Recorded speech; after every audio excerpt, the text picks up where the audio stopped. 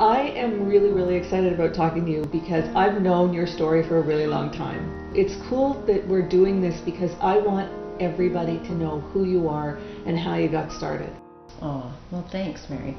We need these little bits of shocks or losses to kind of open us up. So I would say 2003 was my big shock loss. Was I had a bit of a knowingness coming up to my dad passing. Mm-hmm. Well, my dad passed on the Monday at 3 o'clock in the morning. Were you there?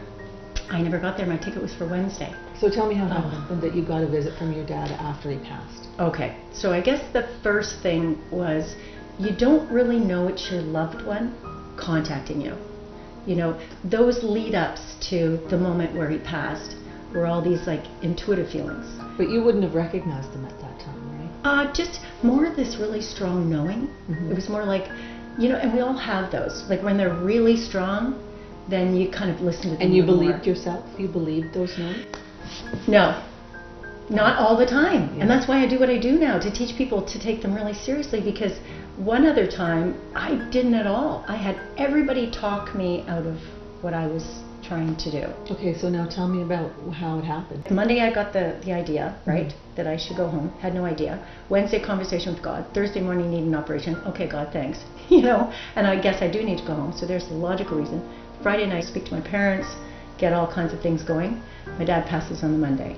Wow. Okay, so then of course it's like, oh my goodness, that's why on Monday and Wednesday and Friday I needed to go home. It wasn't about the operation. Mm-hmm. It was about getting me home to see my dad for the last time. Right. So that was really powerful. They had my attention, let's say. And this is how they start talking to you. They don't talk, like for me it didn't happen that they just started talking to me in my head like they do now, and mm-hmm. you know, but it's more they try and communicate with you by giving you crazy synchronicities. So that Monday I needed to do something, you know, like keep myself busy, because we're all going to leave on the Wednesday for the funeral. Right.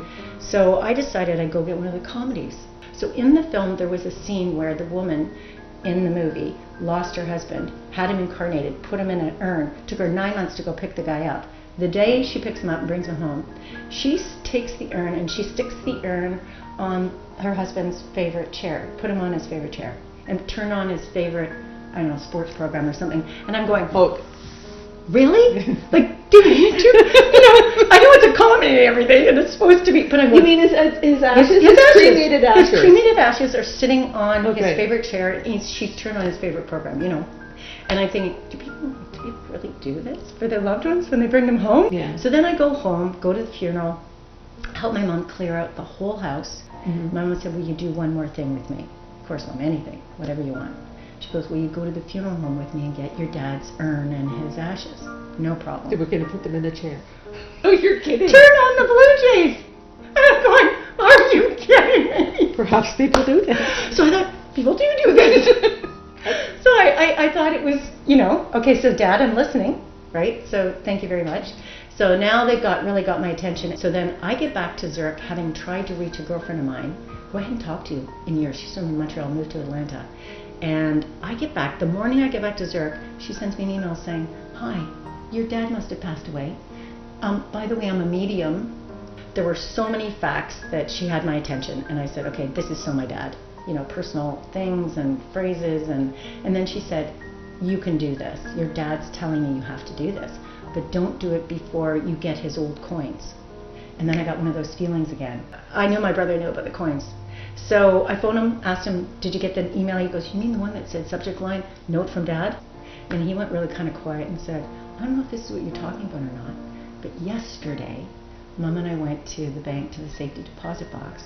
Hadn't been opened since 1979. The back of the box, 13 pill vials full of old coins. You can't get any more coins. Well, that's a really physical money, thing. you know. Yeah. So I said, okay, I'm going to start doing this. Oh.